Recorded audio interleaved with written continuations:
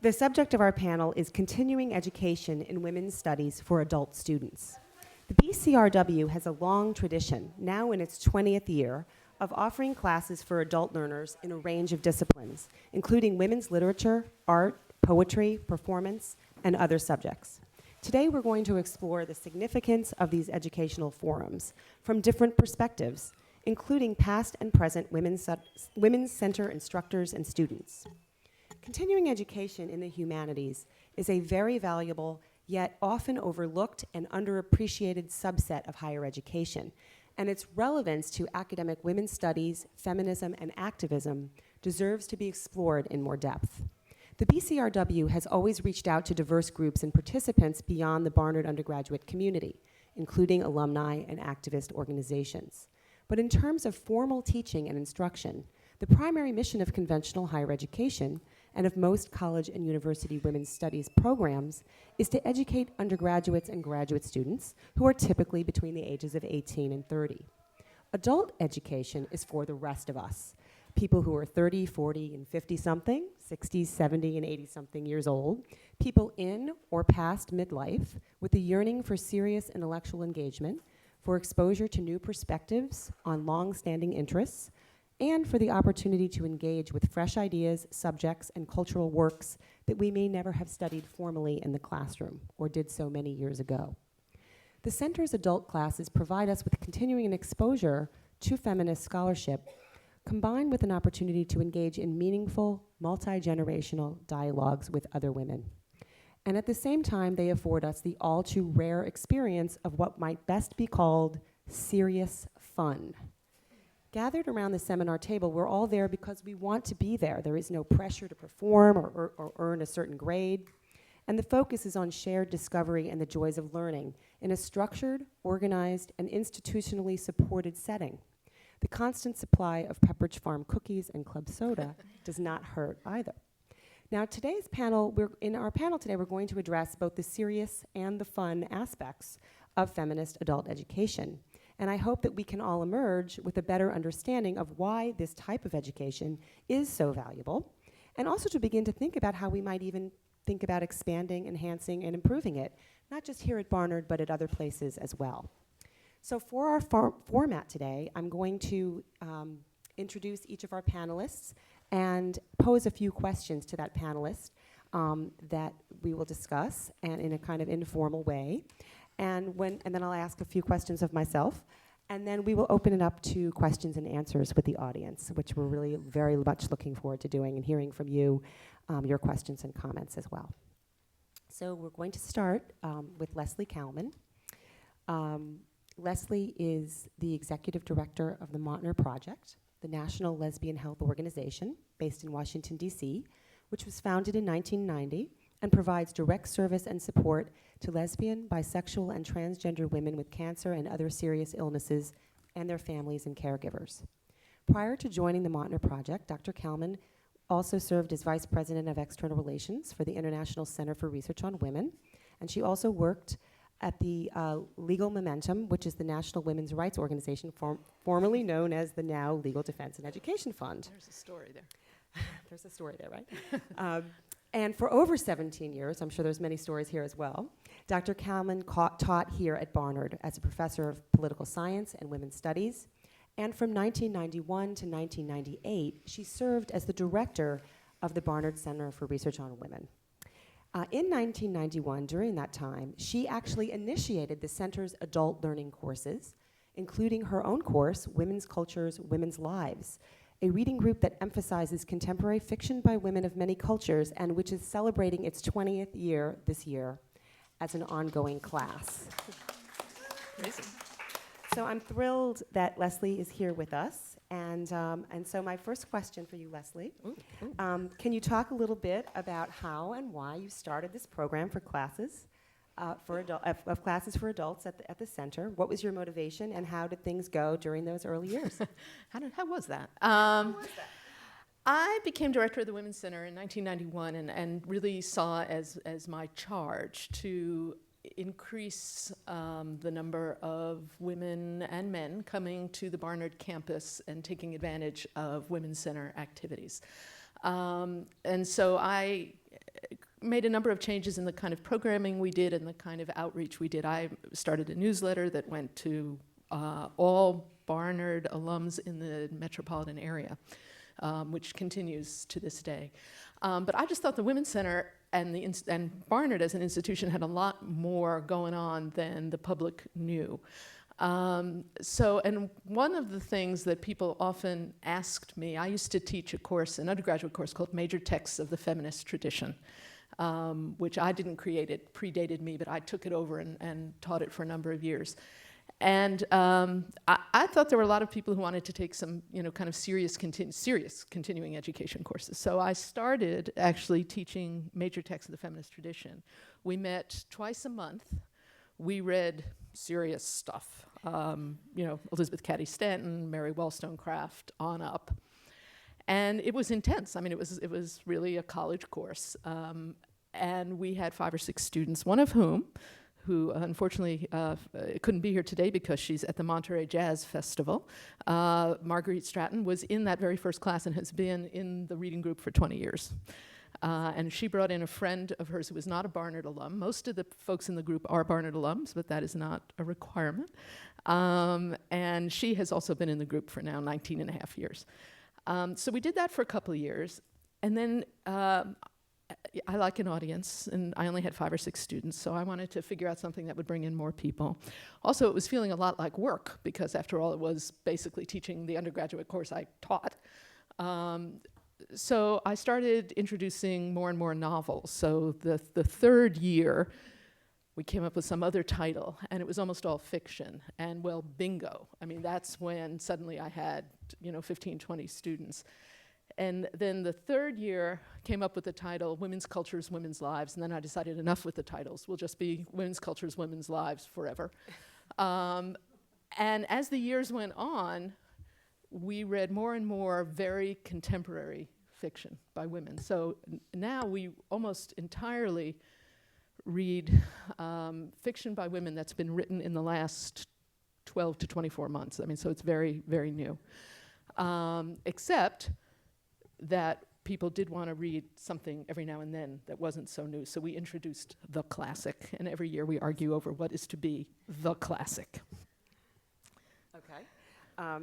So every year you have a classic on there. What keeps people coming back for more? And the other thing I want to make sure we talk about is what does the class setting provide that reading these books on on your own independently would not afford you? People invariably say, whether they liked the book or didn't like the book, what they look forward to is the discussion. This is a group of incredibly smart women. I mean, what people get by coming to the group is each other. It is a fairly structured group, I think much more structured than many people's reading groups are, in that I am the teacher, which translates into the following. It means that I prepare questions, discussion questions for every class, which I have to tell you are much better than the discussion questions you find in the back of books where they say these are the discussion questions. Those are so boring. And so we have those questions. But I also learned years ago, from being an undergraduate teacher, we got a bunch of smart people in the room. Some of them are chattier than others. So we meet for an hour and a half. And we start by going around the table and with the, provocative and insightful questions. So what did you think of the book? So what did you think of the book? And so for half an hour, we go around the table, and almost invariably, every brilliant question I have come up with is laid out in that discussion. People also find out who liked and who didn't like the book, which sometimes is a real shocker. I mean, so people come in thinking, oh, this is the best book I ever read, and the other 15 people said, I really didn't like the book. Or vice versa. I think what's really vital to making a reading group work is that people want to hear what the other people have to say, learn from it, respect the differences. So I always make jokes about the fact that it's really boring if everybody likes the book or everybody doesn't like the book. And the reality is that almost never happens. Mm-hmm.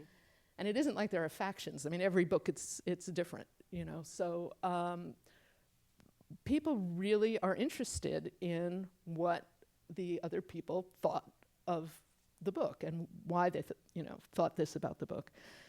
So it's that exchange, that very, very, very respectful exchange of ideas.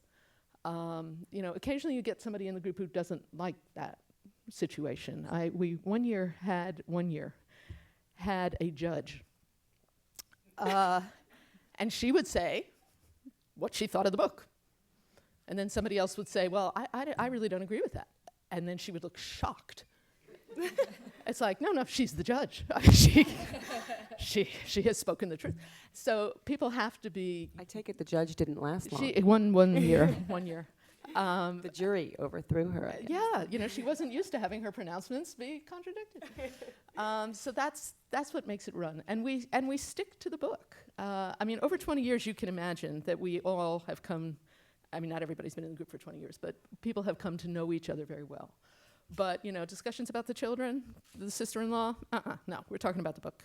So after the group, often several of us go out to dinner, and then we talk about the children and the sister-in-law, but not until then. And it sounds like you don't even have to do too much redirecting, that the group sort of knows that those they're are the ground rules. Yeah, they've been well-trained.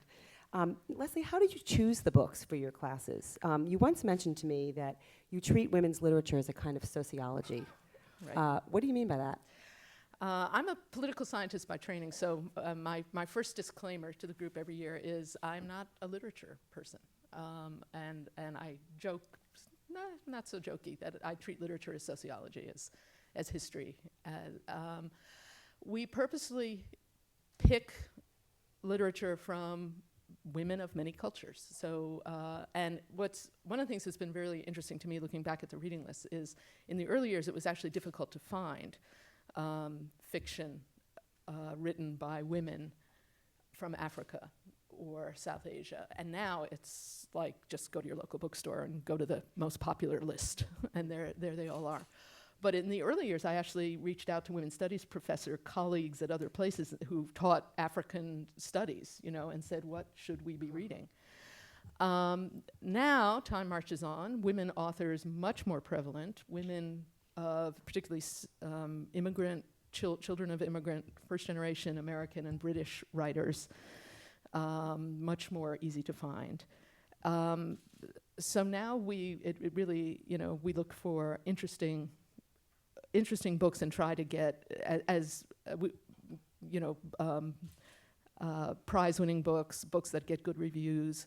I do a lot of online searching of the Washington Post, the New York Times, and plenty of others. And I will look for fiction that represents different ethnicities and cultures. But of course, this is a group. So I present about 15, 20 choices, and then we argue for a couple of months until we get it down to 10. It's actually an active process of selecting those books. Oh, interesting. I don't do it that way. But that's okay.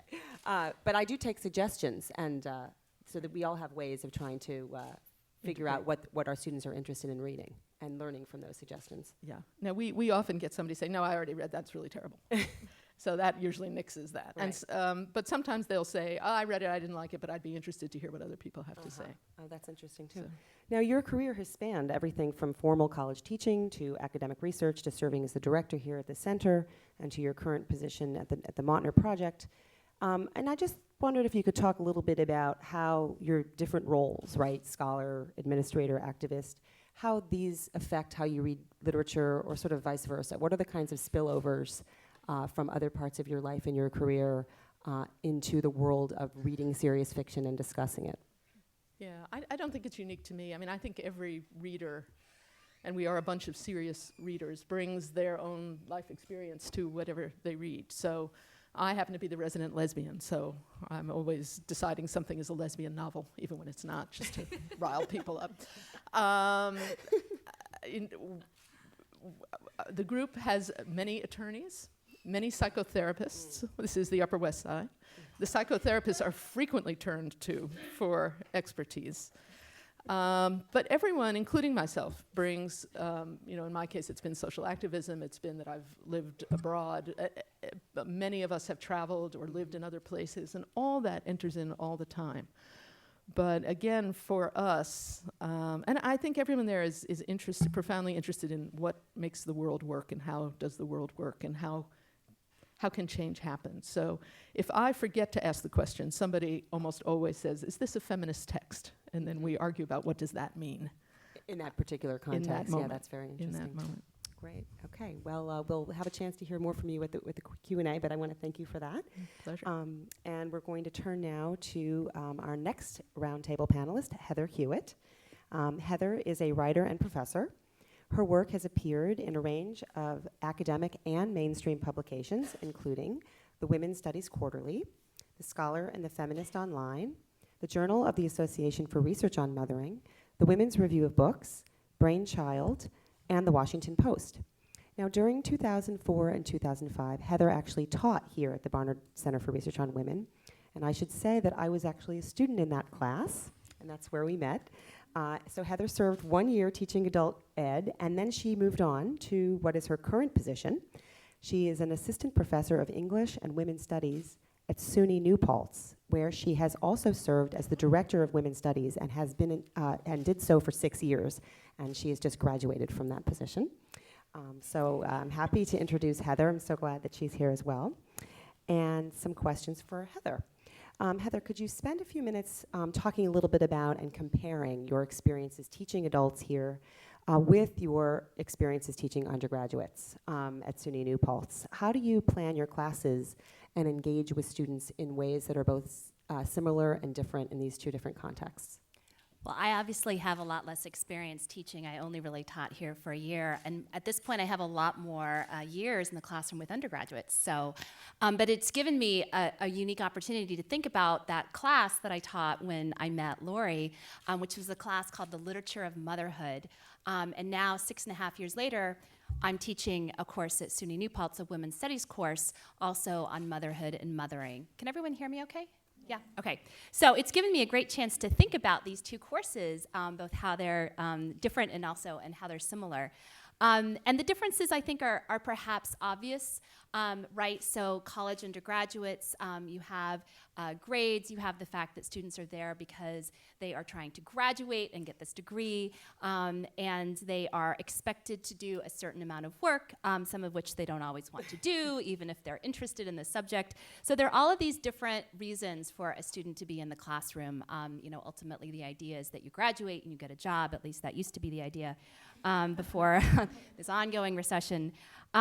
So that's an obvious reason. Lori referred to the way in which adult education, in some ways, although I think people bring different reasons into the classroom, ultimately there's no pressure to be there. There's, I think, an interest in finding community and finding an intellectual discussion and having some serious fun and having some kind of framework, finding other smart people to talk with. So I think it's a little bit different in terms of the reasons why someone might enter the classroom.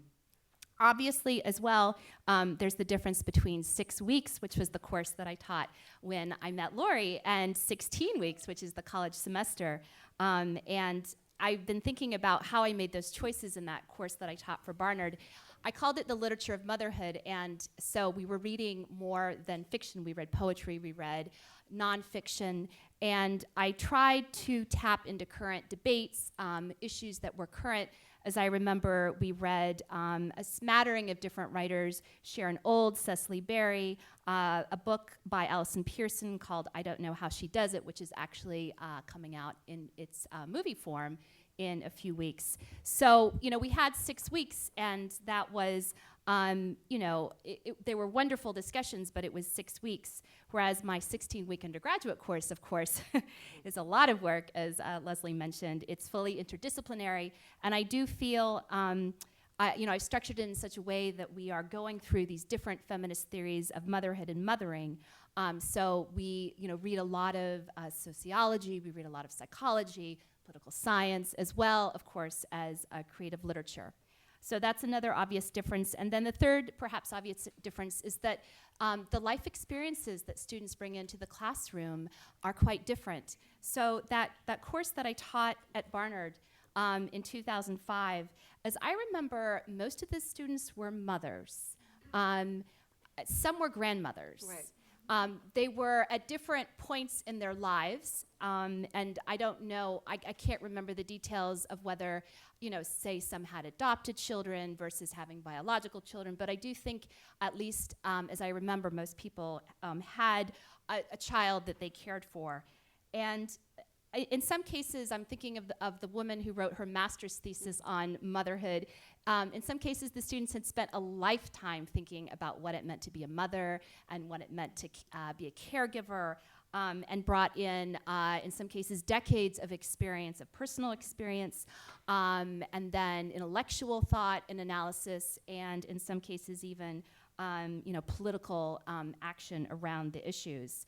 So as you can imagine, the conversations we had were always really interesting, and because I think people brought such different things into the classroom and people had embarked on such different life trajectories, you never quite knew where conversations would go. And that is something lovely, I think, about adult education, especially when you're able to hear, when people are able to listen what other people have to say.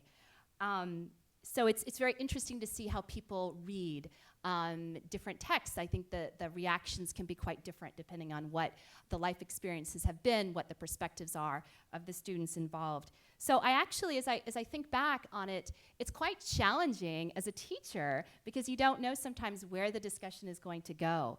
It's a very different role, I think, than being an undergraduate teacher. Not that undergraduates don't bring different experiences into the classroom, they do, but when I think about simply the population in my undergraduate classroom, I have, first of all, mainly students who are not mothers. I think 2 of them are. I don't know if there are others who haven't voiced anything about it, but mainly they are daughters. So their main way in which they think about the issues is either having a mother or having a father and or having a major caregiver in their lives, perhaps a grandmother. So they've thought about the issues from a different perspective. And I should say as well, I have 2 students who are sons. So they also add a different perspective in the classroom. And so based on their life experiences, they are just simply interested in different things. So we're 4 weeks into this class, and I have to say I detect a lot of interest in this concept of mother blame. In fact, I've heard some of my students, I've assigned this book. We don't meet next week because of the Rosh Hashanah holiday. And I have overheard some of my students talking about the fact that they have started this book on mother blame before it's due. I mean, we're not even talking about it for, 2 more weeks. And 2 weeks ago, one of my students was saying that she'd started it. And I've never had that happen in a class. I have never had students start the reading early because they're so interested. So, I suspect that perhaps for some students, they are maybe thinking about this concept in relationship to their own mothers or their own caregivers, and thinking about the impossible stereotypes and expectations that we have in our culture that perhaps some of them have used in their own judgment of their mothers. So it's an interesting moment, right, to have an opportunity to talk about these issues and to talk about the structural and the political and the economic dimensions to these individual and personal experiences. So there are, despite these differences between these 2 groups, there are also similarities. I think that in both cases, because they are, a women's studies class or a class that is deliberately feminist, as in the case of the Barnard class, I think students come in willing to probe into the personal, to think about the personal as well as the intellectual and the political, and I think that always makes for the best kinds of conversations and the most honest kinds of reflections.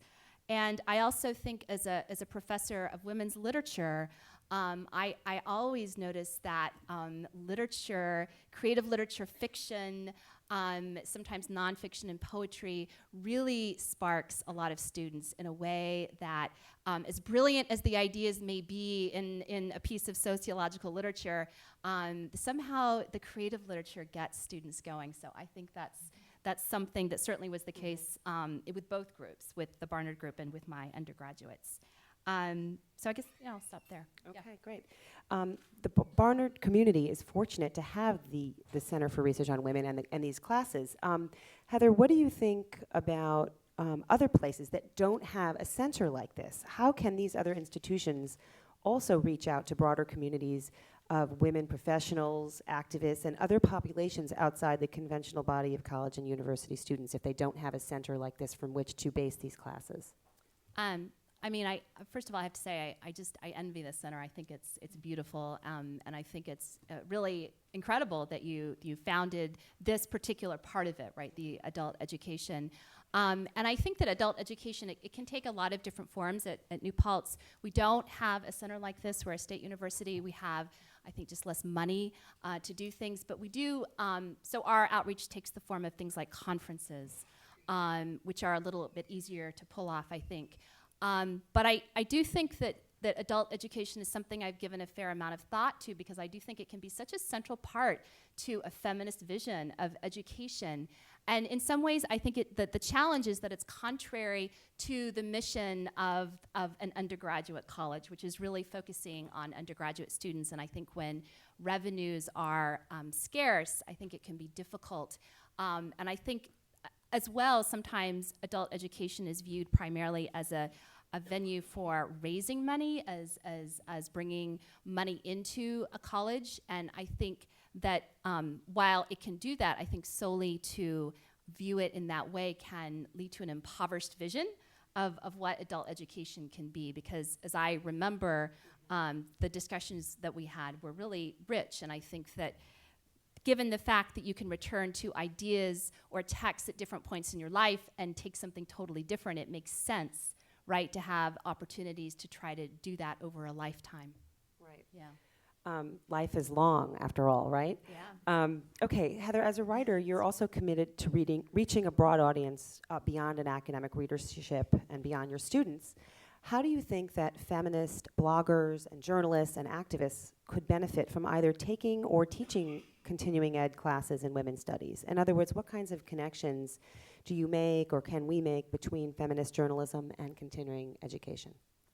Well, I think it's a really interesting question. I think that anybody who writes is interested in communicating with larger groups of people, and I think that continuing education is a vehicle for doing that, of getting a sense of what adults think about particular issues, of trying out new ideas, of getting a sense of where the interest is. So I certainly think from the perspective of a blogger or a journalist or a writer, I think there would be a lot to interest one in either taking or teaching a class. I think that it's another way of creating community and getting a sense of what the conversations are out there that you might not necessarily see in the mainstream media, but might be quite heated and passionate. And so it's an alternative vehicle for that kind of knowledge, I guess. I agree with you, and I think it's something in the future we might think more about, offering some types of combined experiences or bringing writers into the program in a more obvious way.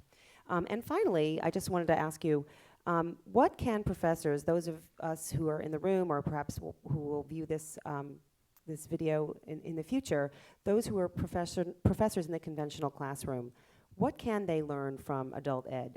In other words, what insights does adult education have to offer the conventional classroom and the conventional age of those students? Yeah, well, in a way, my answer is the same as my answer to the last question, but I just think that because as we go through life, we gain experiences, our perspectives alter and shift. I think what a gift, right, to be able to tap into that as a professor and to take the same book even as, I guess you started doing that and then sort of shifted away from that. But, what a gift to see how people at different moments in their lives react differently. And I think you get a sense of the multivalent and complex dimensionality of books, right? Of how much they have to offer to people at different moments. Okay, thank you so much. That is actually a perfect segue into our next panelist, who is Stephanie Staal. And Stephanie, I have to ask you really quickly, what year did you graduate from Barnard? 1993. Okay, 1993. I had to fill that in the blank here. Okay, so Stephanie is a Barnard alum, a proud Barnard alum. She graduated, as she just mentioned, in 1993. She worked in the film and publishing industries as a literary scout before she turned to writing as a career herself. She worked as a reporter for the Newark Star Ledger, and then she wrote her first book, titled The Love They Lost, Living with the Legacy of Our Parents' Divorce, which was published in the year 2000. And this was a journalistic memoir about the long-term effects of parental divorce on her generation.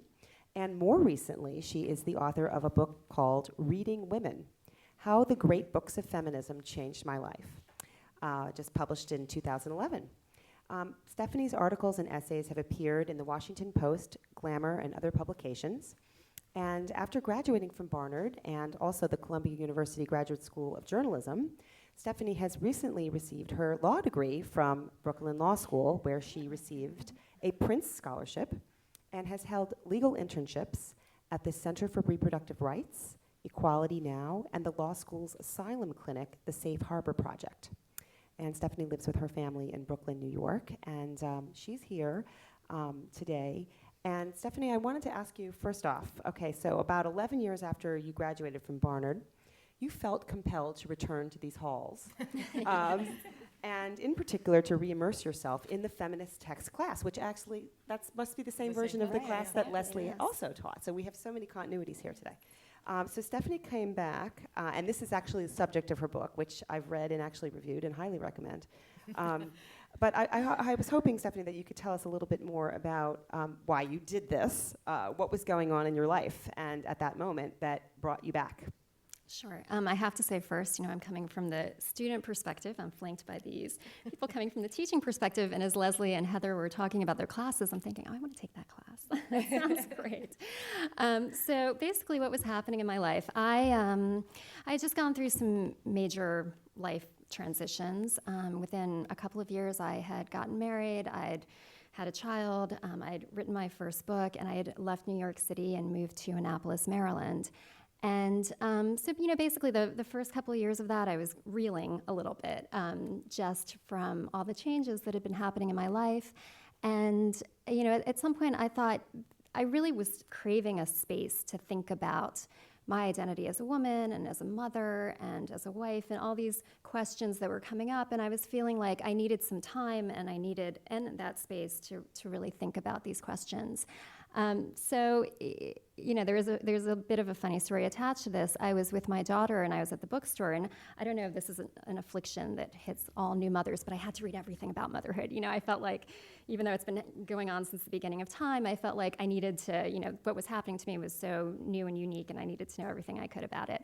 So, I had read all these books that had come out about motherhood, and I'm looking at the bookshelf, and I stumble across The Feminine Mystique, which I had read in femtext when I took it as an undergraduate.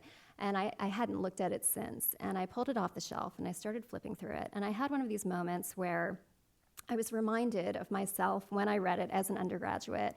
I found myself identifying to certain parts of the book that I had not identified with as an undergraduate. And it was just one of those moments where I thought, I wonder what it would be like to go back and take this class, which had been such a great class that I had taken during my undergraduate years. It had such an impact on me. And so that was kind of the beginning of the idea, and it grew from there. And I realized that I could come back as an alum. Barnard has this great, program where you can audit classes as an alum. And so, I started to put the wheels in motion and came back. And it was also this idea of serious fun. I thought, what a fantasy to come back and not have to worry about grades and really enjoy the process of reading and being in the classroom. That is very liberating, isn't it? It's also liberating from the teaching side when you don't have to grade the papers. I just might want to point that out.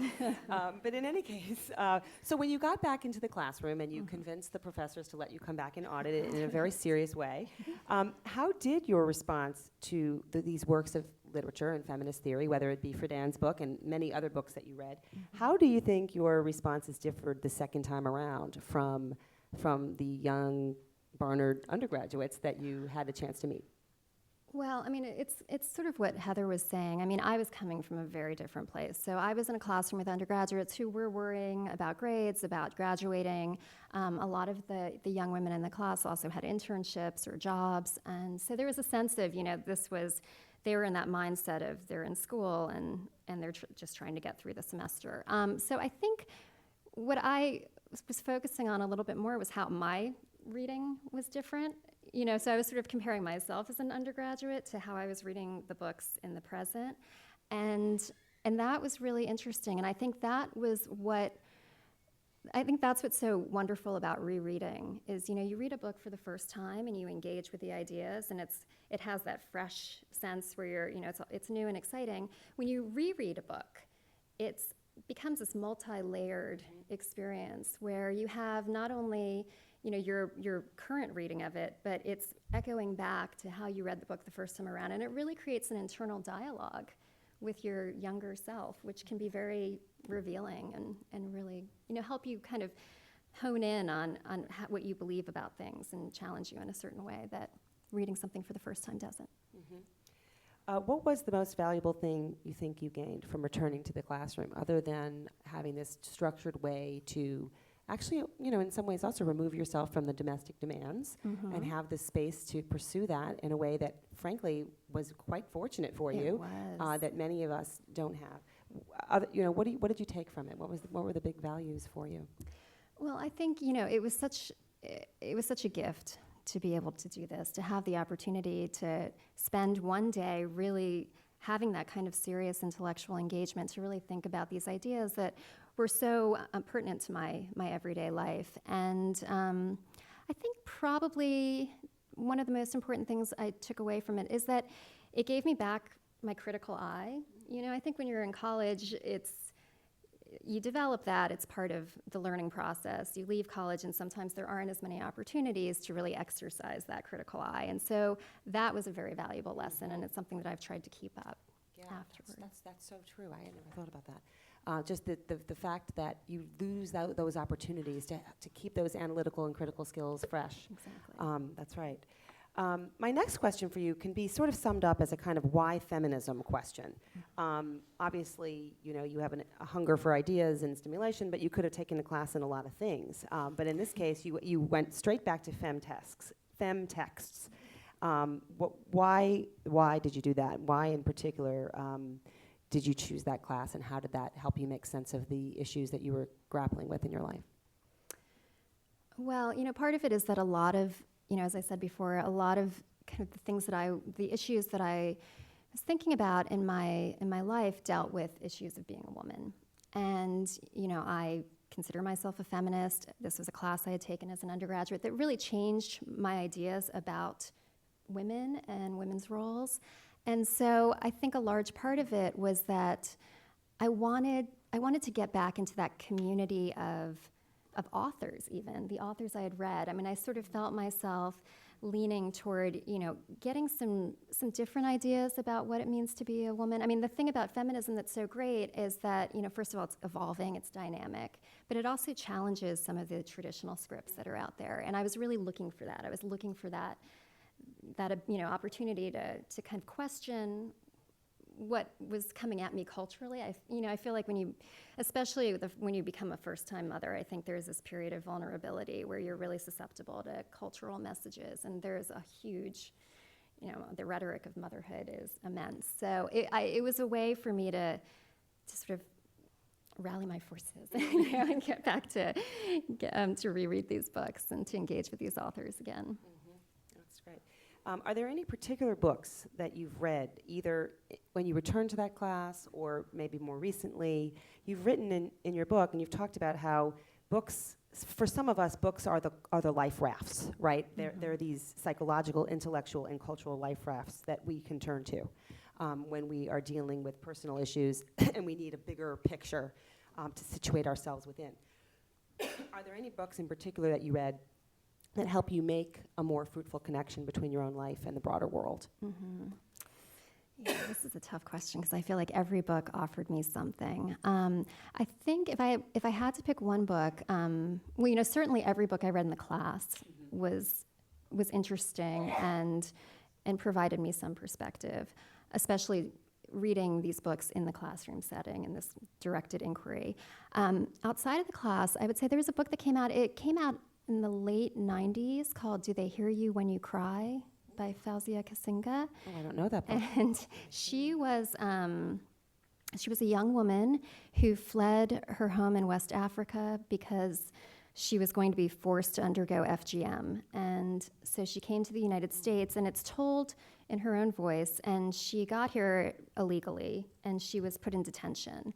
And it's her experience in Africa, coming to the United States, being in detention, and finally getting out of it. And this book actually was very important to me on a lot of different levels. It's a really wonderful book, very poignant.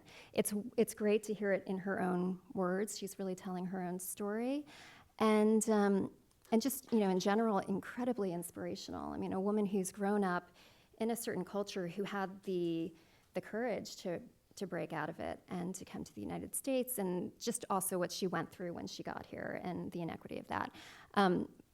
And ultimately, it has a happy ending. Her case actually changed asylum law, so FGM became a basis for asylum. Prior to that, it was not. So it's, it was this book that it made me realize, one person can affect change. It had a major impact. I mean, it had a major impact, and then from there, I actually ended up going to law school and doing some asylum work myself. So on a personal level, I found it very, very inspiring. So I thought it was that's really great. wonderful. We've all taken note of that book, I think, right? It'll be on the list next year. Okay, so you, Stephanie, you're actually the kind of student, a perpetual life student that we teachers here at the center and doing adult ed live for, Right. and want to see more of. So I'm just wanting to know, not that you have a lot of free time now, balancing your family life and your new career as a lawyer, but if there were something, a class that you could see offered here or perhaps anywhere, what would be next for you on your intellectual journey as a perpetual student? Anything in particular? I really, no time. Well, no. I mean, there's always time. Yeah, that's a tough one, too, because there's so many classes that would be interesting. I was thinking, maybe because when you're an adult, your goals are a little different than when you're an undergraduate, that it could be interesting to have classes that are that have a theme as an organizing principle. Like happiness or shame or motherhood was one, but things like that, because usually it is a little bit more of a philosophical endeavor. And you can delve more into that one theme from different perspectives. Right, exactly. Yeah, that's a great idea. And that would make great discussions, too. Yeah, that would be. So. And we'll talk more about that.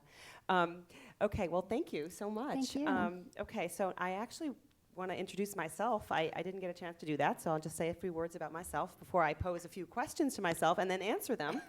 And then we will turn over this roundtable to the audience. For those of you who came in late, my name is Lori Rotskoff, and I'm a cultural historian specializing in 20th century American women's and family history. I've been teaching here at the BCRW since 2005, since I was a student in Heather's class. And I also teach at the Scarsdale Adult School in Westchester County, where I've been for about 3 or 4 years as well. In the past, I've also taught undergraduates at Yale and Sarah Lawrence College. My book reviews have been published in the Women's Review of Books, the Chicago Tribune, and Reviews in American History. And my first book is titled Love on the Rocks, Men, Women, and Alcohol in Post-World War II America. It was published in 2002.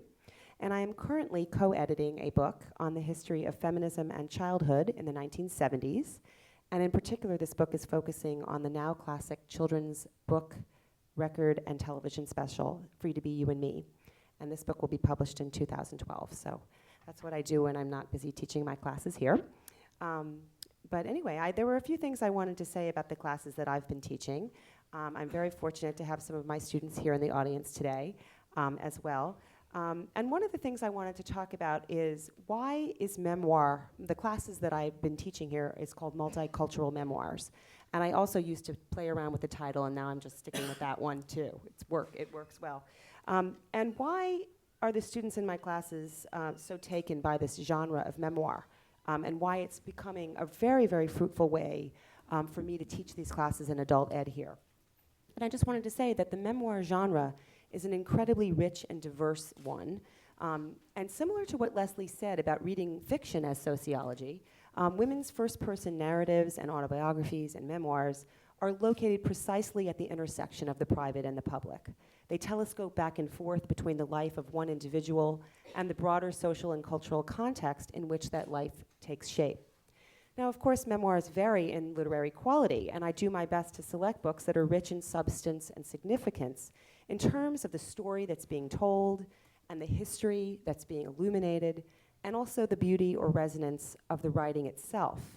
Now, many memoirs that I encounter And I just absolutely love searching for them and getting suggestions for them and going online and thinking about them. Many that I encounter, some were written decades ago and others are hot off the press. They all offer, most of them I should say, substantial rewards in at least one of three ways. They're very well written. They develop a unique, valuable, or rarely illuminated perspective that can serve as a window into a broader social history. Or they provide insights into the complexities of human psychology and family dynamics at a given historical moment. And a really superior memoir will hit kind of a trifecta of all three of those things. And when we get a book like that, we have a really great, compelling discussion. But that doesn't, I don't mean to suggest that a memoir, to be valuable and important, has to actually succeed on all three of those levels. One of my favorite quotes about autobiographies is that they provide an extended answer to the question, who are you and how did you get to be that way? And that's actually a very profound question.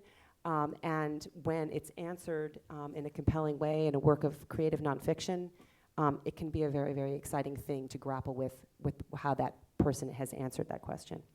I also look for what the writer Patricia Hampel calls ambitious memoir, which is not merely a chronicle of experience, but rather, as she puts it, is a story of consciousness contending with experience. There's a tension between the narrative imagination of how that life has been lived, and there's a tension between those two things, which is quite interesting.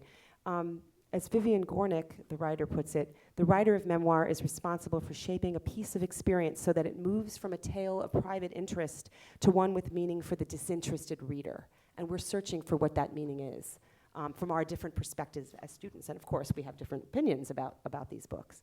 And I also think my classes are kind of a sustained answer to Vivian Gornick's contention that memoir is a genre in need of an informed readership.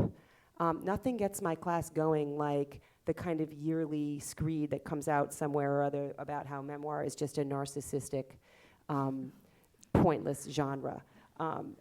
And because there's the need for an informed and critically engaged readership. And so I see that as part of my job to help develop my own skills of those critical reading skills and those in my students. So we're constantly striving to develop ourselves as critical and informed readers, how to interpret these memoirs not just as literary narratives, but as windows into women's history and culture and social history more generally. And I often incorporate examples from other scholarly or nonfiction books, and it gives me a great excuse to keep up to date, or at least try to do so. For example, later this year, we're going to be reading a memoir by a woman named Ndesha Ida Mae Holland. I forget the title of it. From the Mississippi Delta, I believe is the title. But it turns out that in the past year, there are at least two very path-breaking and very important books, nonfiction history books about the roles of women in the civil rights movement that are really sort of changing the face of the scholarship and the historiography on this. So I'm gonna cram and read those books too and bring them in and recommend them and talk about how this one individual memoir also sheds light on a much bigger picture that's taking shape and a changing picture into the roles of women in the civil rights movement. That's just one example of how we try to contextualize the books that we read in the class. And the memoirs take us all over the world. We often focus on the United States, but we're starting to broaden that out in the past few years. And we talk about intersectionality, we talk about race, ethnicity, religion, class, nationality, region, sexuality, gender, how all of these shifting and profoundly influential variables of social identity and relations of power are affecting and are affecting the life of the writer, but also affect how the story gets told. Another topic that I just wanted to briefly mention is kind of why feminism question for myself. Or what is feminist about these classes, other than the fact that, of course, feminist perspectives are always welcome in my class in a way that perhaps they might not be elsewhere or not quite as encouraged. But I also see my classes in terms of supporting women in the marketplace of culture. Women writers, and by the way, I also teach a class called Self-Portraits, Women Artists in Modern America, which I taught for the first time last year, and I'm also doing a new version of that, which is starting in December. If anyone's interested, please come see me afterwards. But whether I'm teaching about women artists in the past or the present, or writers of contemporary memoir or fiction or whatever it is, that's a feminist project to read a book by a woman author, just in and of itself. You know, I sometimes will go on the book selling websites, and I'll see, you know, how you go on and it says people who bought this book also bought that book, and I'll see, you know, books from my courses appearing, and I'm realizing that even though there's only maybe 12 or 14 people in the class, that actually is not a small number of books to be sold in 1 month for some of these titles, especially when I try to find books that are not quite as you know, bestsellers, for example, or books from university presses. So that's a feminist project, to be and create a critically engaged audience for these works. You know, there's nothing like an author out there on social media hawking her books to make us realize that a lot of time and effort is put into the crafting of these books. And all an author wants, more than anything, is an engaged audience. And so I see that as part of that answer as well. I'm not going to say too much about what I think the students get from the class. Some of them are here. If they want to speak about that, they can. Except to say that for myself, it has been far more professionally and personally rewarding than I would have thought it could be to teach these courses. And I often think about, you know, maybe I should get back into the undergraduate classroom. And it's been a while since I have, and I would like to do so, and to develop a very rich course, you know, in the way that Heather was talking about. But I also have had such a great time doing what I'm doing that I would also hate to give that up if it meant doing so.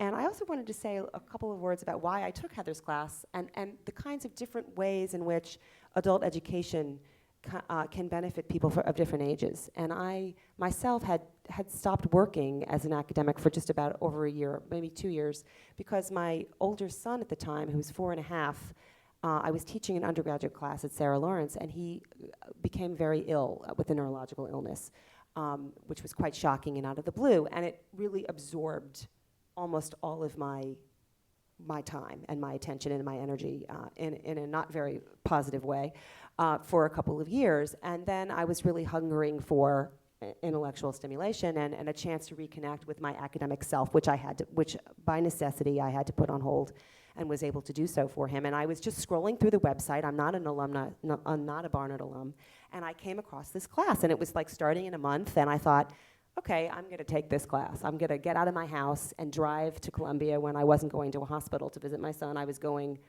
for myself. And it was just an incredible experience. And then I've been very fortunate ever since to be able to teach here. So I just wanted to say that there are a lot of people out there who are finished with college, and may have been so for many years, and who are looking for this kind of intellectual community. So I'm very grateful that, Leslie, that you started this program. And honored to serve in this capacity. Okay, so I think we should broaden this out, and so we would love to hear from our audience. If anyone has a question for any of our panelists, we'd be happy to answer it or comment. Please feel free, and we have a mic, so we will have the mic brought to you. Okay. Just real quick, Stephanie, I was very happy that you were a panelist here because I heard you on National Public Radio. You gave a marvelous interview. Oh, thank you.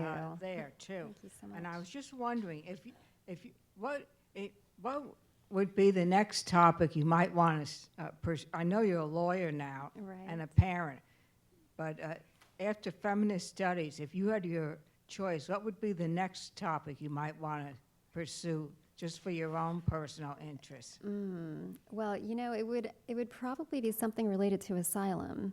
What I was talking about before. You know, I was doing some work in that, and it is related to some of the themes that were coming out in femtechs. I think, you know, giving people a voice, hearing their stories. I worked with a client in an asylum clinic, and it was a completely transformative experience for me because I spent many months going over what her life was like, talking to her, really hearing about her experience, and she was granted asylum ultimately.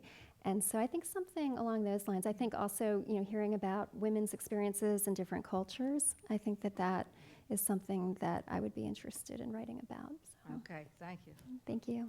I'm intrigued by the issue of how feminist texts are regarded as not a feminist text, or some regard it as a feminist text, the difference in readers. And I know there's lots of different aspects of intersectionality, but do you see a generational difference to what extent a work of literature is regarded as a feminist text? And if so, can you make any generalizations about it? I think my readers look for strong characters. So it's not that they want the women. I mean, to be a feminist text, I think to my class is to have that woman be a significant actor and not somebody who is acted upon. Well, I mean, one thing I would say is when I was taking femtex the second time around, is I did notice that there were more, feminist novels, I guess, in the first semester earlier on, and second semester, which was more contemporary, there weren't any novels, which I found myself really wanting to read a novel the second semester, and I actually ended up just making my own selection. I read Erica Jong's Fear of Flying, which wasn't on the syllabus, but I put it in there. It fit in nicely in the class. But that's something that I was wondering about too, is are there any more feminist novels that in the contemporary sense, or I don't know, it's a question. Well, I think they're less pedantic. Right. I mean, I think they're better fiction, actually, than some of the early feminist novels, Right. which Kinevada or Waiting for You, or some of those, really fun but pedantic books. So I think now you look for characters who are real and three-dimensional and fully developed. And that, to me, makes them feminist. I would Laura? say that I don't think of books in the category feminist books doesn't occur to me when I'm choosing books. Right. Well, I was intrigued by your saying how people differed on whether they saw it as a feminist text or not, and Right. was that a generational Right. difference? But I just wanted to say something about the generational issue. I can't remember how many years ago it was. Maybe 3 years ago, I had one of the younger members of the class join the class for a year. She had graduated from Smith College, and so she was, 22 or whatever, and so she was significantly younger than many of the students in the class, and younger than myself. And I will say that she was only there for a year, but she did transform some of my fundamental assumptions about the category woman, and she enlightened me a lot about transgender issues, and suggested a book, which I put on the syllabus the next year, by Jennifer Finney Boylan, who is one of the more outspoken and articulate people writing about this. And so and at the same time, the first time I walked in the class, and there were women in their 60s and 70s there, and I thought, what could I possibly teach these people? I'm 30-something years old, and they've lived a whole, they have all this life wisdom. So, but I would say now that it goes both ways, and that it's the multi-generational conversation that is so rich and interesting. Another wonderful story is, unfortunately, one of the members of my class who was with us for 6 years passed away this past year. It was a very sad moment for us. And her name was Erica. She was a Barnard alum, and she could be seen outside the classroom every month dutifully reading the book and reading over her notes. She's sorely missed in the classroom. But there was one book that I assigned many years ago by Caroline Knapp. It's called Appetites. And it wasn't Knapp's first memoir, which was about alcoholism, drinking, a love story. This was a second book about eating obsessions and anorexia and how food is a fraught issue for women. And we had this whole conversation about it, and I'll never forget Erica Erica was a social worker, and she said, she had this accent, I just don't get it about the food. It must be just a younger woman's thing. You're hungry, you eat. I just don't get it. And it was just such a great moment of intergenerational. And she was so respectful. She sat there and listened to the whole conversation, and then at the end of it, she was sort of like, "Hey, this doesn't touch me personally in the same way." But it was just a great aha moment, and you can't replace those moments when you have this feeling that people who are living their lives at different moments, they have different responses. It was really a fascinating moment.